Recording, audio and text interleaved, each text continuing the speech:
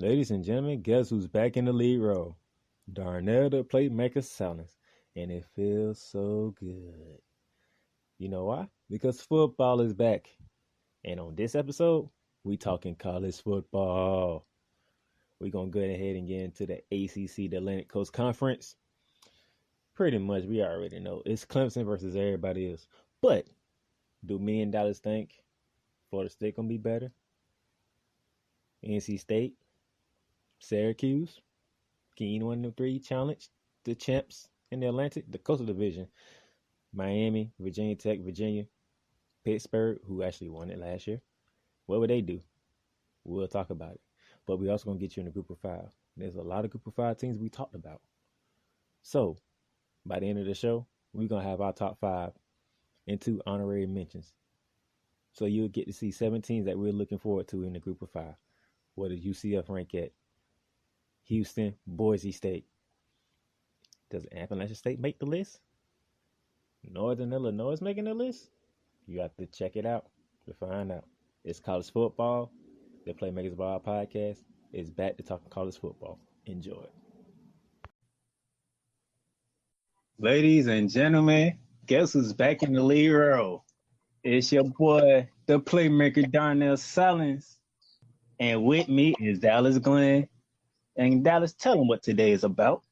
It's about the good stuff, the great stuff. What you do on your Saturday mornings after you crank up the grill and get done with all the chores, kick the teenagers out the house so they can do whatever they want so you can live in peace, my brother. College football. College football is back. I waited a long time for this. But hey, it is what it is. Dallas held it down on the lead row for wrestling as it always does.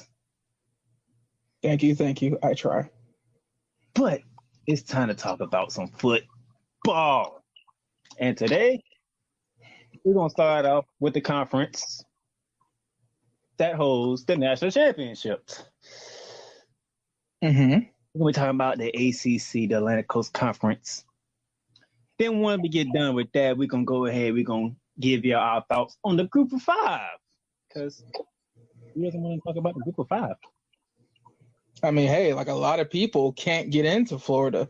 A lot of people can't get into USC. These are very popular and competitive schools. There are some people that have to go to BYU. There are some people that have to go to Boise State. There are some people that have to go to that one school in Orlando, UCF.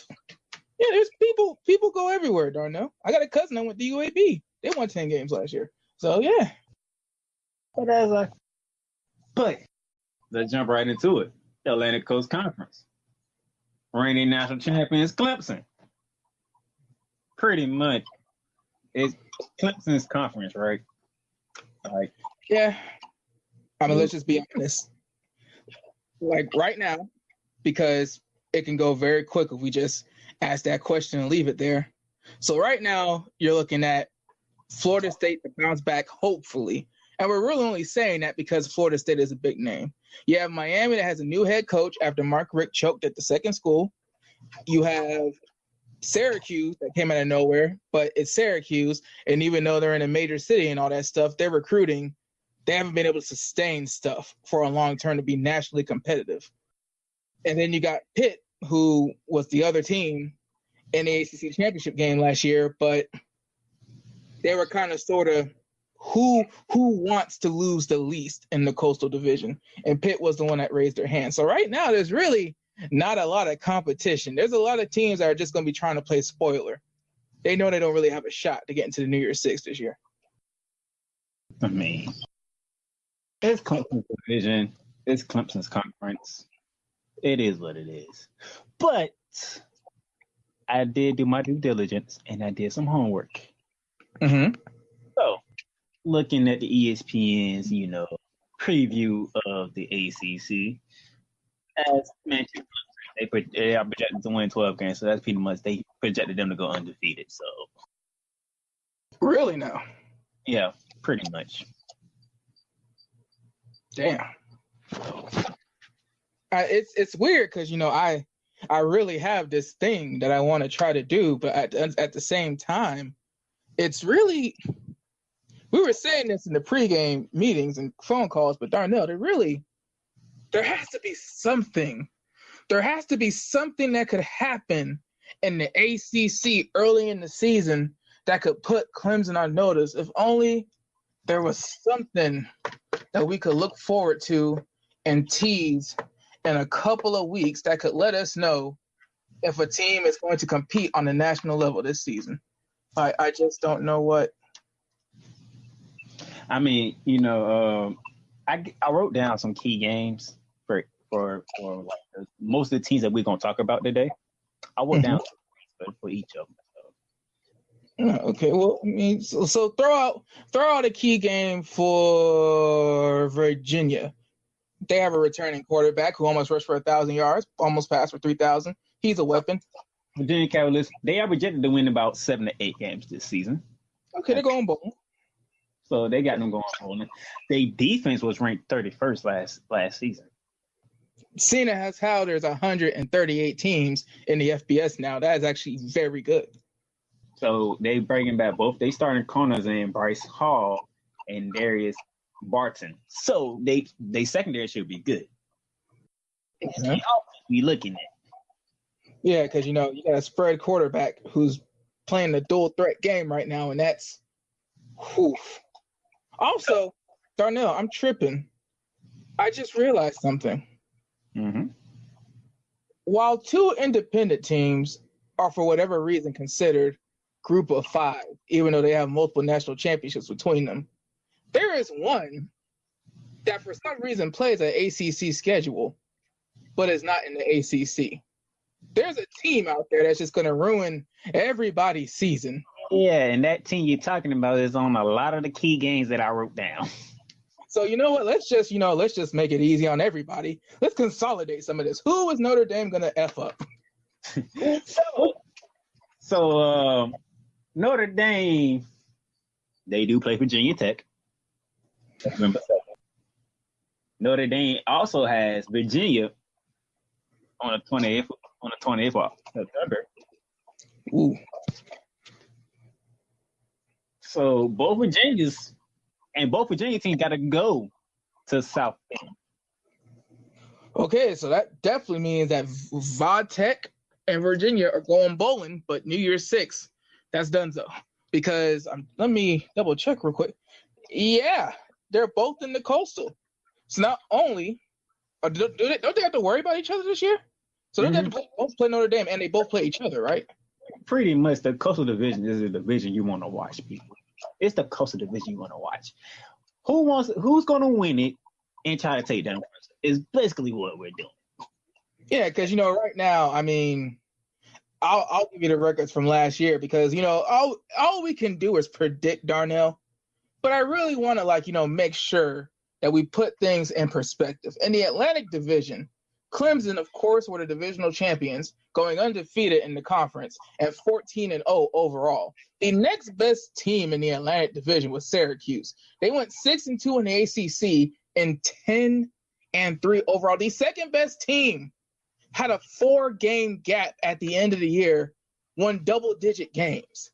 To compare this to the Coastal Division, Pitt, very respectable in-conference record at 6-2, which was the tiebreaker. But they only went 7-6. That literally means unless it was an ACC contest, Pitt was not going to win that game. Pitt would not have gone bowling if they were not in the ACC. That's basically what it says. And then you have 5-3 in conference, 7-6 overall Georgia Tech.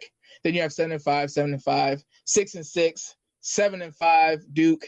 But they're at the bottom because of 3-5 conference record, and then North Carolina rounding it out at 2-9. So Darnell, basically, it's 7 wins to 14 wins, and even if it was like the Big 12, where the best 2 get to go, nobody from the Coastal Division would have played in the conference championship game. That would have went to Syracuse. It's rough. It's looking rough, and Notre Dame just out here, I mean, the funny thing is when you brought up Syracuse is ranked 4th in the Atlantic Division. That's wild. They have Florida State winning 8 games. They have winning 7 games, and Syracuse winning 6 to 7. Well, they have Syracuse. Well, no, hey. I literally just said the same thing. Syracuse has to prove it. Syracuse has to prove that they can use New York City and compete with the Ivies to get the student athletes that are on the brink being strong walk-ons. And they have to prove that they can, quite frankly, compete and get the 4 and 5 stars. They're an ACC school, so of course they're going to get high 3 stars, 4 stars in the Northeastern region. Proximity to family, cost of travel, room and board, because not everybody's getting a full ride. But the thing is, though, Syracuse has been in a major conference for a long time. They were in a BCS conference in the Big East. After the realignment, they went to the ACC. There's been no excuse. No excuse. We look at a team like UCLA or USC every year. When are they going to come back? When are they going to get here? But we don't look at a Syracuse, who has all the same benefits as a USC or a UCLA. So I can't really – I think 4 is actually pretty good, all things considered. However, I mean, 6 or 7 wins, geez, man. Yep. They got Florida State bouncing back towards 8. So I'm kind of curious on that. But I'll get back to the Atlanta division in a minute. I'm finish up in the Coastal division because that's the division you really want to look at. So they got Miami at 8.2 wins. Virginia Tech at 8.4 wins. Virginia at 7.4 wins. And Pittsburgh at 6.7 wins. So pretty much what they're saying, the same 4 teams are going to battle for the Coastal yet again. They don't care about Carolina. They don't care about Duke. And they don't care about Georgia Tech. Well, so who is the Coastal is the question. Pitt is the defending champs, as Dallas mentioned earlier. We talked about Virginia's defense. Virginia Tech, I mean, it's Virginia Tech. Either they got it or they don't. There's nothing in between. Miami, like you said, they got a new coach. And opening week's going to prove a lot. Now that, I put a question out there on social media, and there's some people that really believe that Florida State and Miami are going to bounce back. See, it's the and part. Even one guy said 12 wins for Miami. It's the part that's getting to me. It's the and part that's getting to me because how? First of all, like cannibalism, in-state rivalry, and the fact that somebody is going to have to lose eventually because wink, wink, they play each other. I mean, at least in the conference championship game. But for you to think that both Willie Taggart and the new one, Coach Manny, I forget his last name. Yes. Manny Diaz and Willie Taggart. One is coming off of a despicable, just horrible. His starting quarterback transferred out, and his offensive line looked like they all need to just be re-recruited. And then another one is getting, for the most part, his same roster, but I don't know. I don't know because Miami has had different coaches. Miami has had first-round picks, second-round picks, third-round picks. They've had quarterbacks getting talked about, even though when you look at them on the TV, you don't think that there's anything to discuss. I mean, both of those teams, they're lacking talent at quarterback. I think actually they're both even lacking that star power at wide receiver, which at the college level, Darnell, people really underestimate the power of a first-round level talent at wide receiver in the college game. Look back over the years. Look at the top NFL receivers right now. Look at what schools they came from, and look at how the schools were doing when they were there. I think Juju Smith-Schuster might be the only one who hasn't been at a school that was nationally contending. Clemson has. Ohio State has. So, like, those two teams, you look at quarterback, you look at wide receiver. Those are the things that are going to put up points the quickest. Those are the things that are going to help you compete the quickest. They don't have that. So now you have to actually play real football. Let's look at the running backs. I mean, FSU has some guys from the Northwest Florida area. They have some running backs and everything, but they're going to be sophomores, true sophomores. And I don't even really know Miami's running back situation. Nobody's really picked up the mantle since Duke Johnson left. Miami, they had their 6th ranked defense last year. The offense, however, was ranked 115. Defense wins championships, but you still got to get to the game, Darnell. Still got to get to the game. It's still a question at quarterback for Miami as of right now. And they lack a depth because they lost some defensive stars on that team. We'll see how that goes. So, at Florida State, same question. Quarterback, O-line. Can the quarterback stay healthy enough because the O-line is better? Check this out. Last year, this is Florida State we're talking about. On offense. Ranked 97th last year. Say it again. 97th in the country in offense. My face just twisted up so hard. That's just, ooh. Again, but it goes back down to the thing, like, hey, like, Florida State and Willie Taggart's offense is really trying to force game managers and dink and dunkers into an offense that relies on the deep shot after you establish the running game. The only problem is the offensive line couldn't establish the running game, and there were no deep threats. And the quarterback couldn't even stay in the pocket long enough because he was getting crushed. Pretty much. Clemson, everybody else. Florida State should have at least 6 wins. They should at least go bowling this year. I'm gonna give them 2 more. I'm gonna give them about another win from last year. Let's think about this real quick because, dude, and I'm gonna give you all the credit in the world. I'm not even trolling with this. I'm being completely genuine. You weren't easy on Taggart, but for what happened, you were very gracious. Now, granted, you're a Florida fan, and you would benefit a lot from FSU continuing to be in the current state that they are in. But, dude, the significance of you being an FSU coach, a new FSU head coach, and in your first year, the team doesn't go bowling. And quite frankly, I don't even think that the FSU boosters would have voted to go bowling if it was up to them. FSU probably would have had a year like Notre Dame had that one year where they say, yeah, no, thanks, but no thanks. Y'all can have it. That team was bad last year. You could see them on the field, and it was just like, what is this? Who is this? What is happening? And who are these people's children wearing these jerseys? Do you think that by Florida State standards, and let's be honest, you know, you want them to have a recruiting class. These are quote unquote Jimbo Fisher's guys, but dude, you have a whole year, and it wasn't like you were hired at the last minute last year. What do you think happens this season if they get 6 wins or less?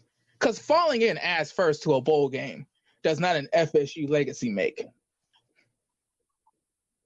I have to be honest with you. The reason why I say at least 6 because I seen their schedule. I counted 5 good wins. The 6th one's gonna be hard to come by. They're gonna have to catch somebody. I say 5 easy wins. At 6th one to get bowl eligible, you got to catch somebody. And what I mean by that, just let me go to the key games here. Starting out with Clemson, September 7th, they go to Texas A&M. Round 2 with Jimbo Fisher at the helm. And you know, last year that was a damn good game. Some of you say Texas A&M should have won that game. The following week, September 14th, Clemson go to Syracuse. We're going to see what Syracuse is made about. October 12th, that's when FSU takes that trip to Death Valley. Oof. That's a tall task for FSU. November 9th, Clemson goes to NC State. So they can be some roadblocks for the defending champs on the way trying to get back. But most likely, Clemson's gonna be favored in every game. I mean, let's be real. Again, like we're doing a bang up job making this more than what it really is. But you know, hey, it's the preseason. Everybody needs reps. Because I mean, it's how many other ways can we say it? Darnell, without, being Ryan Hollins or Dominique Foxworth. Like, it's Clemson's to lose. And even the ACC champion, I don't know if a 2-loss ACC champion gets to the playoffs. But I do know the ACC champion will be in the New Year's Six. And with that, I mean, they'll basically be doing the whole Pac-12 thing. It's like they'll still be nationally relevant. They'll still finish in the national top 10 if they win the bowl. Hell, they'll probably get the bowl with the group of 5 team. Like, Clemson's absolute floor, a devastating season for Clemson, is getting to the conference schedule and losing to somebody in the ACC. Or, like, real quick, you could say they're playing Texas A&M this year, right? But they're playing a team in the ungodly, hellish, Dante's Inferno mythical SEC West. Wow. So Clemson might lose a game to somebody in the SEC West. Wow. So I mean, the College Station. When you're talking about a good loss, which still sounds so stupid after all these years of us trying to figure out who's going to get to the NCAA tournament in basketball when there's 68 teams you're letting in already. But dude, like, that's a good loss. That's okay. You lost to somebody in the SEC West. That's okay. It ain't Arkansas. Speaking of that, let me go to Miami key games. I already know who they opening up with down in Orlando. Order in Miami. Coach Diaz, you want to make a statement? Take down my Gators. A 10-win team Gators at that. October 5th, Virginia Tech comes to Miami. A quick turnaround because on the 11th, 6 days after that, Virginia comes to Miami. And then on the 26th of October, Miami goes to Pitt. November 2nd, it's the other in-state rivalry game that we all love and care about so much. Up there in Tallahassee. So how Miami would do is the question. Let's go to Virginia Tech. Their first game, August 31st, they go to Boston College. They open up conference already. After that, November 2nd. That's that trip to South Bend. Take on the Irish.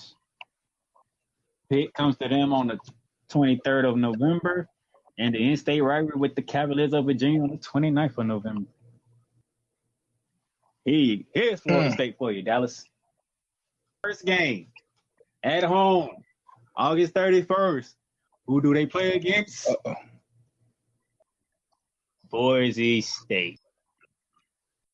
You want to know what kind of season Florida State gonna have? They beat Boise State. They gonna be bowl eligible. Like, dude, that would have been like a perfect tie-in, but I feel like you have more. Dude, that's too good. Oh God, that's okay. Go ahead. September 14th, they got to go to Virginia. September 28th, NC State comes to Tallahassee. October 26th, Syracuse come to Tallahassee. And November 30th. You know they're gonna be November 30th. It's that place, that's about like an hour and a half away from home. I think they call it the Swamp. If I'm not mistaken. They got like that orange-looking stadium with some blue letters around it. That walked in, that went up to Tallahassee and gave them a beating of a lifetime. Yeah, they finished off with them Gators in Gainesville.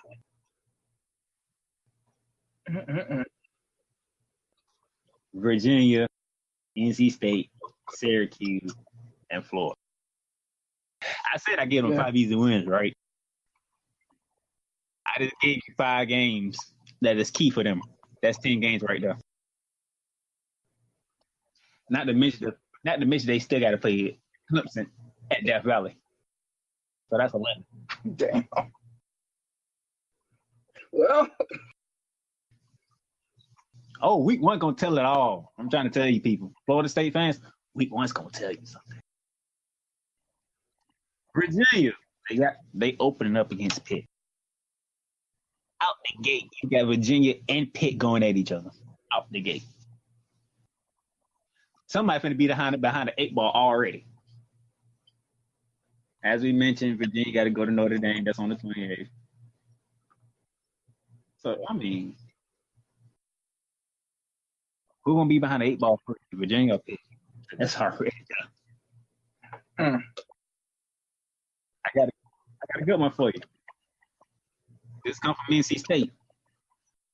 September 14th. They got to take a trip up to the mountains, you know. You know how high you go, you start looking at clouds, you and the clouds looking eye to eye to each other. When you get that high, you know where you at? You in West Virginia. Big 12. Wolfpack versus Mountaineers. Oh my gosh. Don't Mountaineers, huh? Good luck to the NC State.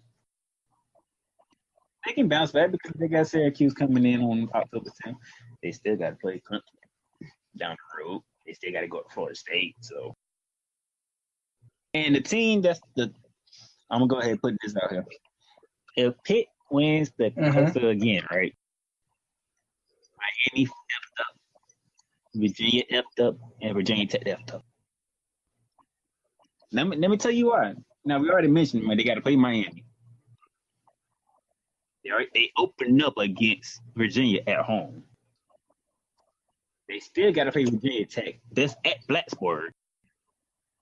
There's already 3 games right there, right? They got to go to Syracuse. That's October 18th. They go to Penn State September 14th. You know who they got to play after that? It's one of them nights of UCF. Jesus Christ. If Pitt win the Coastal again, something's wrong. I mean, they fell in ass first. You are Miami on the schedule, Virginia on the schedule, Virginia Tech on the schedule, Penn State on the schedule, UCF on the schedule, and you got to go to Syracuse. That is 6 games. So at least they got to be bowl eligible. They can't win the Coastal. They can't. There's no way they can win the Coastal. So shout out to Georgia Tech. You know, the only time we're gonna mention y'all is because y'all get to do something with Clemson. Y'all be the first team to do it. Yeah, y'all have fun with that. There's another coming out. It's the ACC network, and the first game on the docket is Clemson and Georgia Tech. Y'all have fun with that. We're gonna be down early, and the triple option is not fit for being down early. You got your road bumps for Clemson, but most likely they probably survive those. Florida State need an extra win. Where do they get it? Miami, Virginia Tech, and Pitt. It's the coastal of doom in that division. Somebody got to win it. There's that.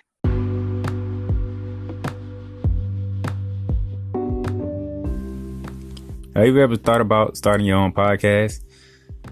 It's a long process. It's a hard, thought out process. Yeah, I know. I was there from March of this year, thinking about how I'm going to do this, doing all my research, trying to get everything right. What platforms can we use and how we going to record it and how we going to make it sound good and make it all this happen. And then I came upon Anchor. The Anchor app on my phone, the easiest choice I could ever make to do a podcast. It's free to use. You don't got to pay for nothing. You can record episodes whenever you're ready. You can edit it and then you can release them when you want to. And you don't have to worry about trying to figure out how you're going to distribute it on other platforms because Anchor has partnerships with Spotify, Stitcher, Google Podcasts, Apple Podcasts, Breaker, Castbox, Pocket Cast, whatever you name it. Because the Playmakers Ball podcast is the podcast that I use. We are on all them platforms. We are on 9 platforms just by using the Anchor app. So pretty much all the questions that you have questions about doing a podcast, go to the Anchor app or go to the Anchor website, anchor.fm.com, and just search through it, ask questions. Because I tell you, a free app that does all this, there's nothing more you can ask for. I even got friends, they doing their podcast on the Anchor app. Faith Talk, you might have heard of it because it's very good. And it's great that it's an app like this, it's a website like this that makes it easier for people to do podcasts and do what they love best, talking about the things that they love to talk about. So give Anchor a try, say how much you like it. We'll love to hear your podcast.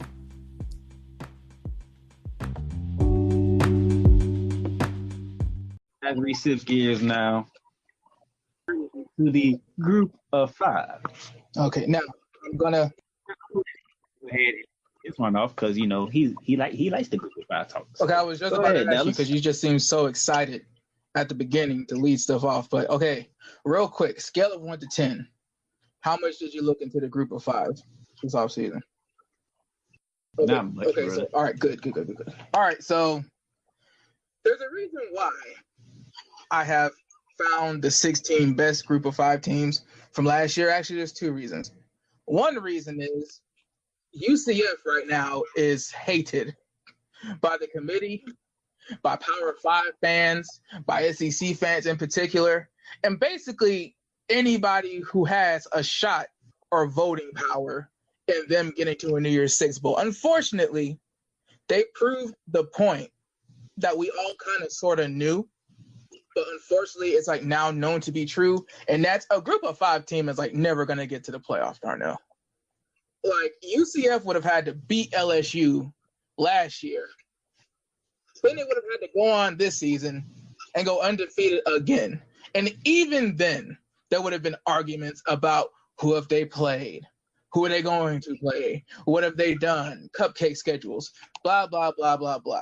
So, what I'm go ahead.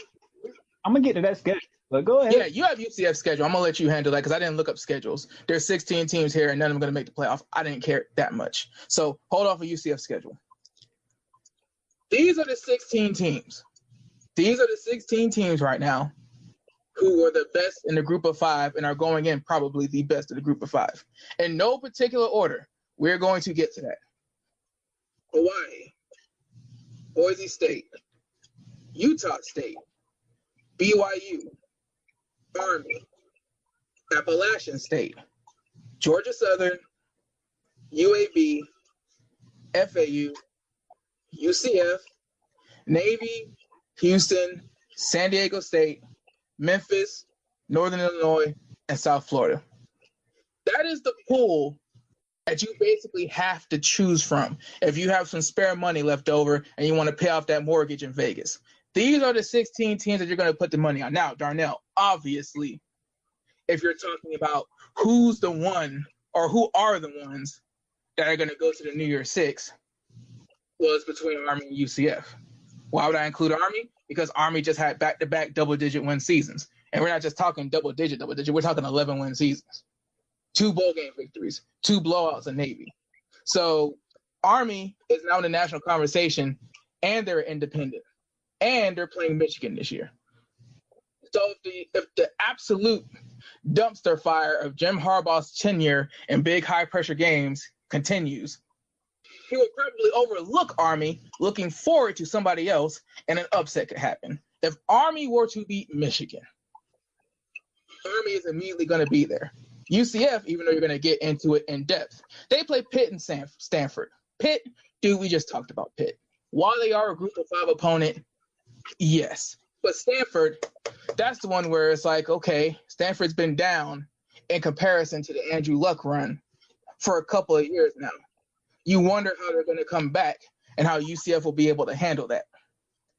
Then, out of those, when you talk about being in the conversation of a best of the best or whatever, you're only really looking at Boise State, BYU if their schedule, and I'll get into that in a little bit, and San Diego State. So it's really Boise State, BYU, Army, UCF, and San Diego State. Houston's on the outside looking in. Now, Darnell. Wow. It is, but this is why I have Houston on the outside looking in, because it's the preseason and we don't know. But Darnell, this is why I have BYU in my top 5 right now in no particular order. You'll help me figure out the order in a second. BYU plays USC, Washington, Utah State, Utah, and Tennessee, and they're an independent. That's 5 big games. Utah is a historic rivalry game. So that's a game they're going to play every year. That's a game they've played every year. So they have the precedence of having that whole who do you play every year thing already. Because you go down to a team like App State, they're in the Sun Belt, and they play UNC and South Carolina. Not cupcake games when you're coming out the Sun Belt, but, dude, UNC won 2 games last year. They're not much better than anybody. So as I've said right now. Okay, you convinced me. I ain't have BYU on my list. That schedule there though, whew, that's a bad schedule. That's a bad schedule. Oh yeah, that's why I have them at 5, because it's a strong schedule. It's all I have to go off of, but I don't see them winning a lot of those games. Open up against Utah, they go to Tennessee next, then they get USC coming in, and then Washington. Good grief. That first 4 games, boy. Woo-hoo. Okay, so real quick, because, I mean, let's be honest, Darnell. Well, no, first off, okay, so who on the list in the pool that you can remember, because there was a lot of names, do you think it's going to do better than I'm thinking right now? Man. Let me think, because now to help you on jog your memory, because there are a lot of teams in the group of 5. Memphis. I'm looking at BYU schedule, and it's like, yo. I know. That's why it's like, I mean, the thing is, in the preseason, dude, if BYU were to go 10-2 or 11-1 with that schedule, hypothetically speaking, like, dude, who has a schedule like that that's not in a Power 5 conference? Then on top of that, they still play a Mountain West schedule. They're independent, but they play a Mountain West schedule, and they have all these Power 5 teams this year. The Mountain West might be the best Power 5 conference.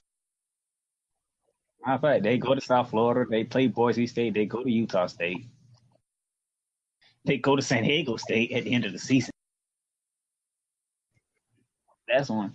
I'm looking at Army, and I understand Army is this and that, so they should win. They should have another good season. And that's why right now Army is my number 2 team out of 5. I managed to get the order together. Army is my number 2 team because they're Army. If Army has a third year consistent what they've been having, the pageantry, the history, all that good stuff, and they're independent, so they basically choose their own fate. Army, they're, like I said, they're playing Michigan. That's a big Big Ten opponent, and then they. And so UCF and Army right now, like, they don't have the schedules of a BYU. They don't have the multiple Power 5s of, a App State or, a San Diego State. Well, UCF does, but like technically. But like, they've been doing it. Right now, they are recently in this era. Okay, we had like a couple years where like nobody was the clear cut. Like, we had Western Kentucky that one year. The hell was that? We had Boise State one year, didn't we? Or did we not? Boise State was like early 2000s. But no, like college football playoff era, and this is kind of sort of my point. College football playoff era, it's been Western Kentucky, UCF, and who else? Western Michigan, UCF, and then you really have to think hard. Like, I'm looking at the list now. Northern Illinois was a tail end of the BCS. They don't count. App State hasn't done it. Hawaii hasn't done it. Like, you're talking about a couple of teams, and then you have to really go back in history. So that's why UCF and Army, like, if you were going to do a group of 5 magazine championship, group of 5 ranking or whatever, you have to have UCF and Army at the top 2 because they're the only ones that have been doing it for multiple years back to back in this era. And Yeah, they might do it a third year again because the only thirds I see is at Michigan, at Air Force, at Hawaii, and Navy. It's like 4 games. Yeah. So the real talk comes down to 3 to 6. So Darnell, real quick, just so we can do it in a structured way. In a particular order this time, who would be your top 5 from the group of 5? See, the teams I was looking at, Is that UCF, one? Like, is this in order? Stanford, Pitt, they go to Cincy, they go to Temple, they play Houston at home, and it's the rivalry against South Florida. Can they duplicate what they did last year? It's a little bit more tougher this season than last season. What are Houston and USF going to do in the long run? Because I had Houston number 2. Is there a particular reason why you had Houston number 2? September 1st, they go to Norman, Oklahoma. The first team that get to see Jalen Hurts in a Sooners uniform is Houston. After that, they got to play. Their home opener is the following week, and they got Washington State. So you talking about out the gate, Big 12, Pac-12 out the gate. Then they got Cincinnati, Memphis, and Navy. That's the other key games I'm looking at for Houston. First 2 games with Houston, it's gonna either prove that don't sleep on them, they coming back again, or they might fall off. Cause they still got their quarterback. Dude, it sucks though, because it's like either the reason why I have BYU in the top 5 is validated by Houston, or the reason why I shouldn't have BYU in the top 5 is validated by Houston. Because even though Gardner Minshew was a huge reason why Washington State had the year they had last year, they're still coming off of like their best year in program history. And they're only going to play a team that was in the playoff, who has the 3rd straight quarterback who might win the Heisman. See, it's rough because 2017, Houston was 7-5. 2018, they were 8-5. Already coming in being a bowl team in the group of 5. And then we have a team with 5 losses 2 years back to back, opening up against Oklahoma and a double-digit win Pac-12 team from last year. That's number 3 was Boise State. We're talking about opening up against Florida State in Tallahassee. So out the case, somebody gonna take it. Crazy thing is, I have to look again, but I haven't been hearing no noise from Tallahassee. All I know is that their quarterback transferred to FAU as a graduate transfer, and he's gonna be able to play immediately. That's the biggest news I've heard from Florida State. So Hawaii going to come to the blue field. I will hope that game is on TV because I would love to watch that. Hawaii's offense against Boise State's defense. Oh, that would be really cool. They go to BYU. They go to Utah State. So that blue turf ain't gonna be as much of an advantage this year as it was last year. Previous. They got to go on the road and get some wins. Also, for those who might be twisting their face up right now, Boise State, we're not just going off of their early 2000s. We're not doing some kind of historic bias or anything. 2017, 11-3, 2018, 10-3. So they're still the same old Boise State. It's just now we have a 14 playoff that they're never going to be in. Right behind them was Utah State. Check this out. Now, remember last season, they should have upset Michigan State in week 1, right? I'm putting my first upset on my first upset. They go to Wake Forest to open the season. And this is the tricky part. This is the reason why I didn't give Pitt the time of day. This is why I didn't give App State the time of day. No, it gets better. No, it's going to get better. They got to go to San Diego State. Circle that one on your calendar. You already know they play BYU. They got to go to Fresno State. By the way, Fresno State is the one that actually won the division, the conference last year. Surprise. Mm-hmm. You ready for this, Dallas? Write this down. October 5th, Utah State got to go on the road. And they going to the other Death Valley. For those of you who trying to catch up, Utah State is going to Baton Rouge, Louisiana on October 5th. So wait, it's Wake Forest, LSU, and who else from the group, from the Power Five? That's it. God. Okay, so they go to Wake Forest and they go to Death Valley. While it's Wake Forest, being at Wake Forest, that does validate it because it's still the whole, the narrative. That's ballsy of Wake Forest scheduling one of the best group of 5 teams in the country at a home game. Even though you're a Power 5 team, you at least have the excuses of travel, jet lag, facilities not being up to par, gamesmanship. Like you have excuses, but dude, you're gonna invite them to Wake Forest? Like what the heck have the Deacons been doing as of late? That's ballsy. Ain't gonna get them nowhere close to the ACC championship, but that's ballsy. I was number 5. I seen that LSU game. I'm like, yo, oh my goodness, to gonads. That actually makes me so anxious to hurry and get to the SEC because I want to see LSU's schedule. And where does Utah State fit in that schedule? Well, I mean, I want to see if there's a stretch and Utah is in the middle of it. Oh, that would be. Well, what time of the year is the Utah State game? October 5th. No. They'll be straight. Because, dude, they're in the SEC West. October 5th, that's only like, what, week 5? What's that, week 5? About week 6. So maybe it's... I had San Diego State on my list. Okay. Their game, they're going to Chip Kelly. Either Chip Kelly gonna have another bad year, or they gonna make a statement when they see San Diego State. And the way San Diego State's been playing their football, that's the perfect way to counteract Chip Kelly at the collegiate level.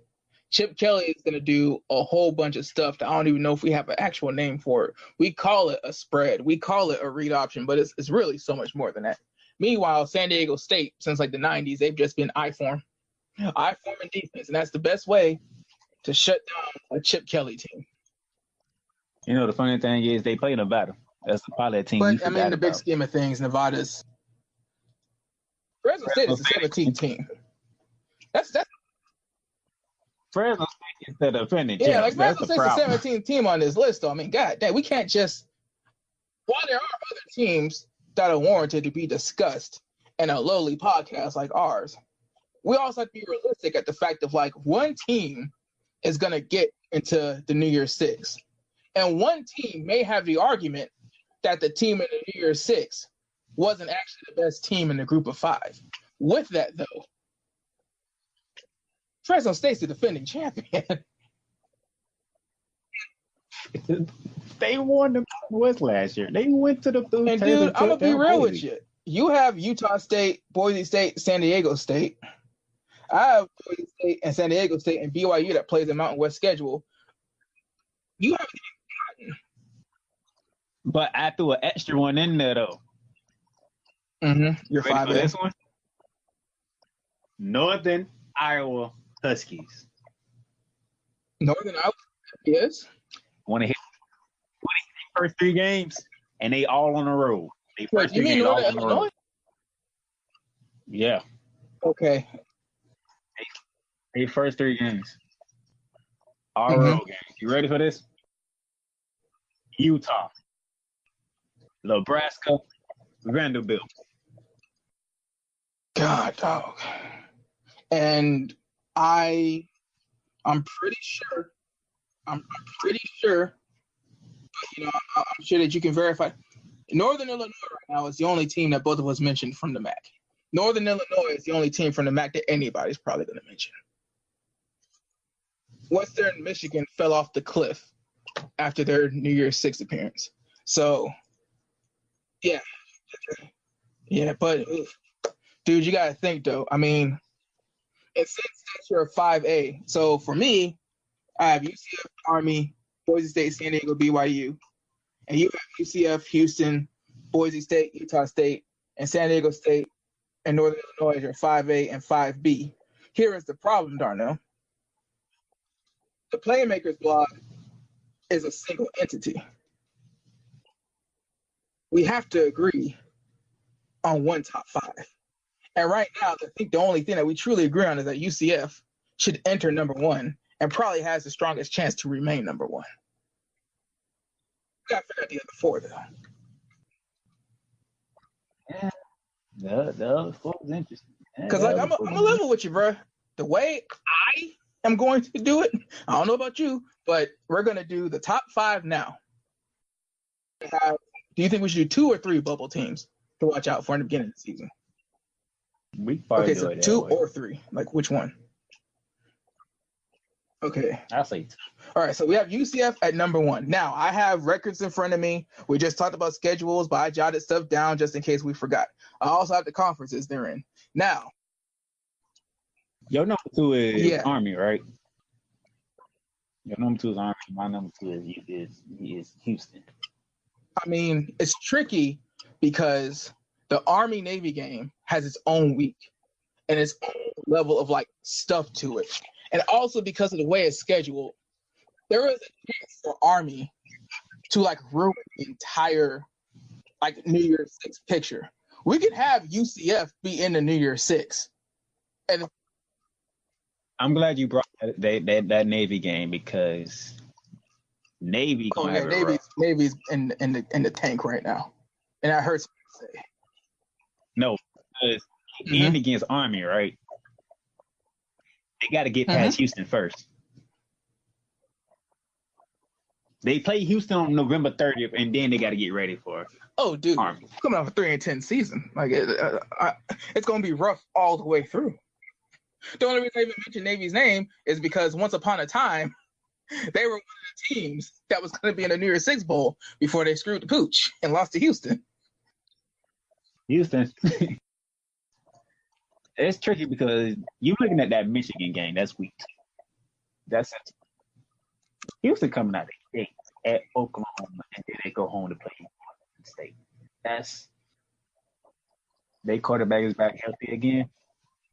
The question is, who's going to step up with him? Another thing is, like I said, 7-5 in 2017, 8-5 in 2018, AAC, where UCF is in it. Are they better than Army? Were they better than Army the past 2 years? And are they going to be the best team in their conference even? We can look at Army right now and say Army isn't going to be the best independent, but that's because Notre Dame, which really shouldn't even be in the group of 5. We really should be having them in the Power 5 with the ACC, the way their schedule is and the way that they treat Notre Dame and the fact that Notre Dame just made the playoff. But Army and BYU are basically going to be fighting for the best group of 5 independent thing. And the way BYU starts off, I mean, Army might just get it by default. Number 2 is up for debate, but can we put Boise State at 3? Because BYU schedule. That's tough. And that's tough for them to survive the first 4 games. I mean, Boise State's proven it. The only reason why Boise State isn't even number 1 right now is because recency bias. And I will say recency bias with UCF because Boise State's been a double-digit win team. Boise State's been a contender in the Mountain West. Boise State's been doing what they've been doing in the group of 5, like since 2003. They haven't lost a step. They haven't fallen off the cliff. They haven't had the one magical season and then went on and went on. They keep doing it. And dude, they're in Idaho. Who the hell is trying to go to school in Idaho? Like Boise State being number 3 is like easy. My question is, do we go Utah State or do we go BYU? I say we should go Utah State because BYU making it through that schedule. The thing is, it's the preseason. But BYU barely went bowling last year. They barely went bowling last year, and then they opened up with this schedule this season. Utah, Tennessee, USC, and Washington. That's your first 4. Now, if we want their first 4 games, we might have said, okay, we might do something. But that's your first 4 And here's the crazy things. Because BYU is like the Mormon church, we talk about them more than we really should. But at the same time as they do, BYU has had draft picks. BYU has been spitting out elite talent. BYU has they're independent for a reason. They're one of those brands in college football that for whatever reason can be independent, have their own television network, have their own schedule, and do all that other stuff, and it works. Not every school can do that. UConn sure as hell ain't gonna be able to do that for long. At least with Utah State, okay, you open up, you go to Wake Forest. You have a period between then until you got to go to Death Valley. Because when you go to Death Valley, you better be on your A game. Yeah. Out the gate, BYU, they're going to be on the A game against Utah. They're not going to be on the A game when they go to Tennessee. They're not going to be on the A game when they come back home and have to play USC. And they're not going to be on the A game when they stay home and they play Washington. You're right. So Utah State is the definite 4. Now, here's the tricky part, Darnell. This dichotomy we have on Army and Houston is legitimate on both sides. That being said, even though it would be a huge slight to the other team, both of those teams need to be on this top 5. The only question is, who is going to be higher than the other?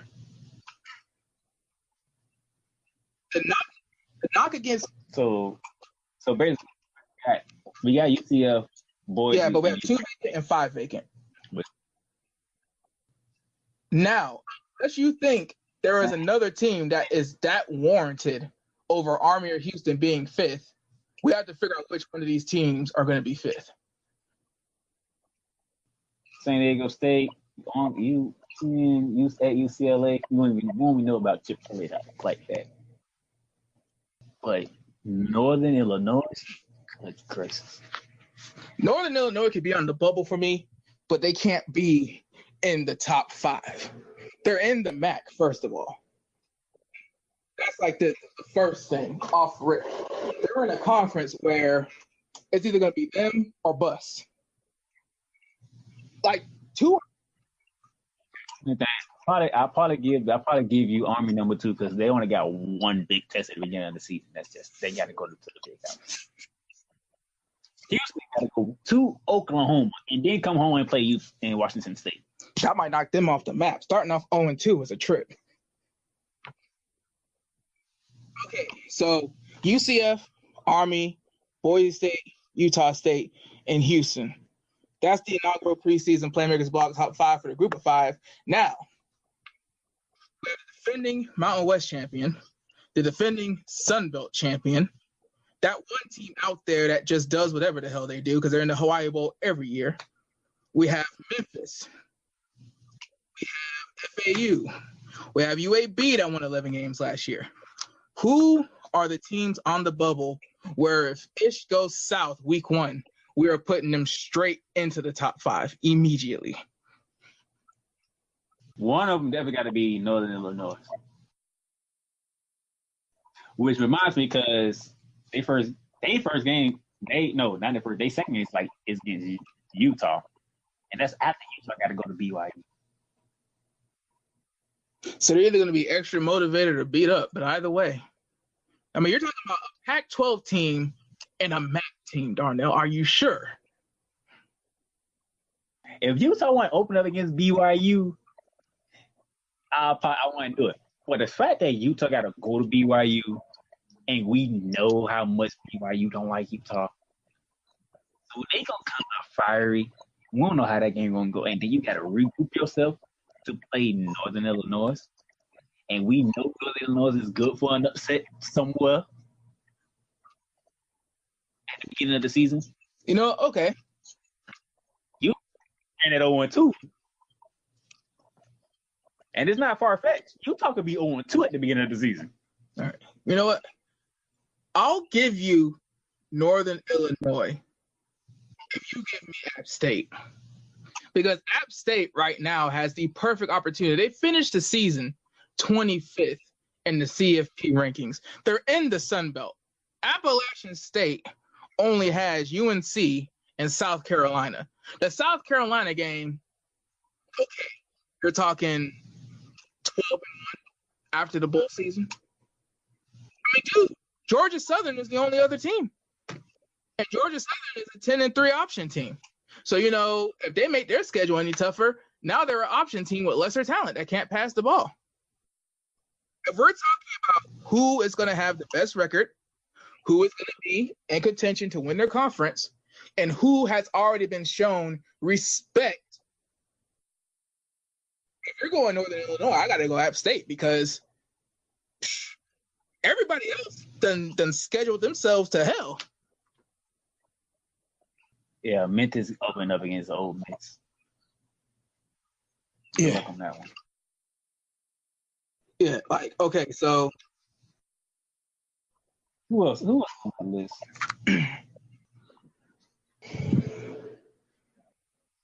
San Diego. That's the San Diego State. San Diego State might have it easy. I'm probably thought about that.